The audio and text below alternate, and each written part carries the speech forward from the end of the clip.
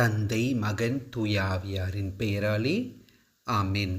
அன்பார்ந்தவர்களே, அனைவருக்கும் காலை வணக்கம். நல்லா இருக்கீங்களா? அன்பார்ந்தவர்களே, உங்கள் அனைவருக்கும் திருவிழா வாழ்த்துக்கள். ஆண்டவருடைய உருமாற்ற திருவிழாவை நாம் இந்த நாளில் கொண்டாடுகின்றோம். ஆண்டவர் தாபோர் மலை மீது தன்னுடைய 3 சீடர்கள் பேதுரு, யாக்கோபு, யோவான் அவர்கள் முன்னிலையில் உருமாற்றம் ஆன அந்த நிகழ்வு. இந்த நிகழ்வில் ஒரு பெரிய இடமாற்றம் ஏற்பட்டிருக்குன்னு சொல்லலாம். அது ரோல்ஸ் சேஞ்ச் ஆகிருக்குது.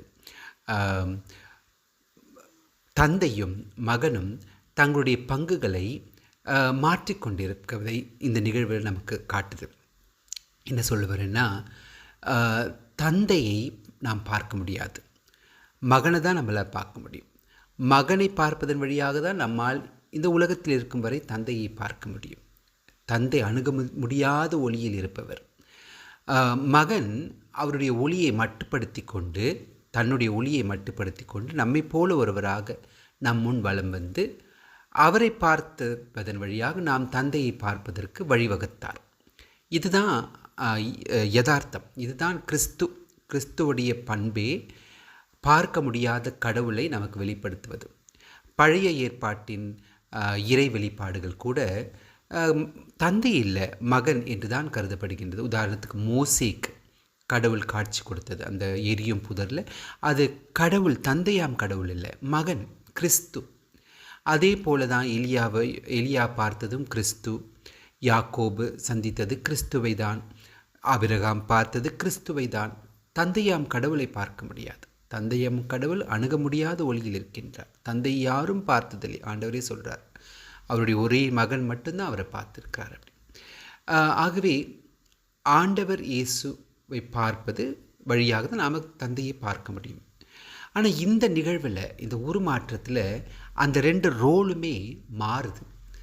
தந்தை மகனை சுட்டி காட்டுகின்றார், மகன் தந்தையை சுட்டி காட்டுவதுதான் யதார்த்தம். அதான் முழுசாக நடக்குது எல்லா இடத்துலையும். ஆனால் இந்த தருணத்தில் தந்தை மகனை சுட்டி காட்டுகின்றார்.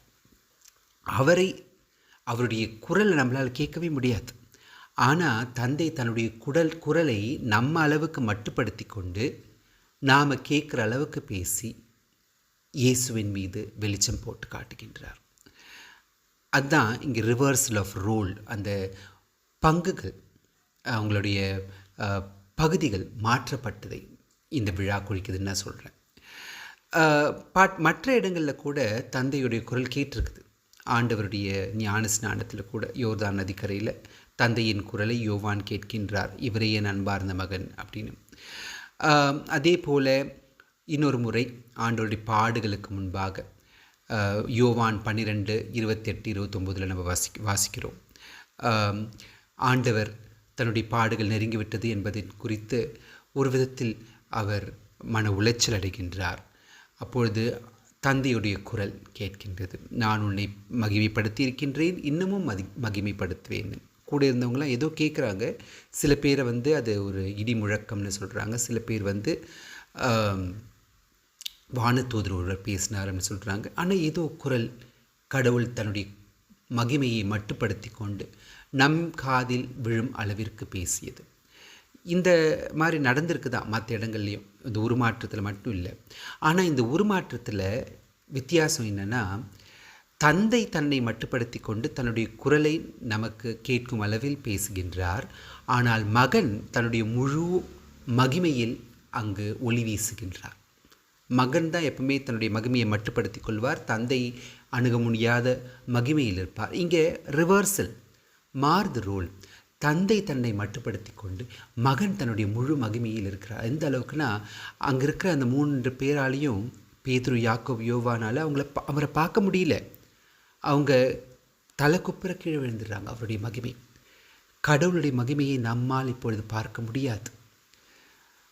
விண்ணகத்தில் நாம் நுழையும் பொழுது தான் பார்க்க முடியும். ஏன்னா அப்போ நாம் அவரை போல இருப்போம்.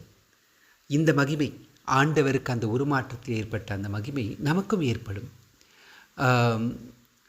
அதைத்தான் இந்த விழா நமக்கு சுட்டி காட்டுகின்றது. இது நமக்கு எப்போ கிடைக்கும்னா, ஆண்டவர் உயிர்ப்புக்கு அப்புறம் தான். அதனால தான் என்னமோ ஆண்டவர் இந்த நிகழ்வை பற்றி நான் உயிர் தெழும் வரை மற்றவங்களுக்கு சொல்லக்கூடாது அப்படின்னு அந்த 3 பேர்கிட்டையும் சொல்லிக்கிட்டே மலையிலேருந்து கீழே இறங்கி வராங்க. ஆண்டவருடைய உயிர்ப்பின் வழியாக நமக்கும் கூட இந்த மகிமை உரிமையாகி இருக்கின்றது. இது நாம் அடையும் பொழுது தான் விண்ணகத்தில் நுழைய முடியும். அந்த இலக்கு நமக்கும் உண்டு. நாம் இயேசுவின் பாதையில், அன்பு பாதையில் செல்லும் பொழுது நம்மாலும் அந்த இலக்கை அடைய முடியும்.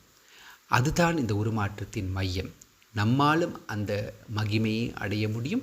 அடையும் பொழுது தான் நம் கடவுளை பார்க்க முடியும். அதை அடையும் பட்சத்தில் நம்ம கடவுளை பார்ப்போம். நம்ம கடவுளை பார்க்கும்போது இந்த மகிமை நமக்கு இருக்கும். அதுதான் இந்த உருமாற்றத்தின் அழைப்பு.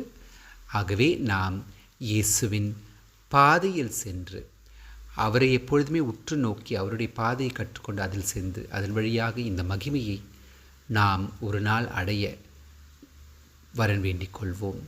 அன்பு தந்தை இறைவா, உம்முடைய அருள் அனைத்தையும் பயன்படுத்தி நாங்கள் மகன் எங்களுக்கு வெளிப்படுத்திய அந்த மகிமையை ஒரு நாள் அடைந்து அதன் வழியாக உம்மை நீர் இருப்பதைப் போலவே உம்மையும் மகனையும் மகிமையில் நாங்கள் பார்க்க எங்களுக்கு அருள் புரியுமாறு அதே மகன் எங்கள் ஆண்டவர் இயேசு கிறிஸ்து வழியாக இடம் மன்றாடுகின்றோம் தந்தையே. ஆமென்.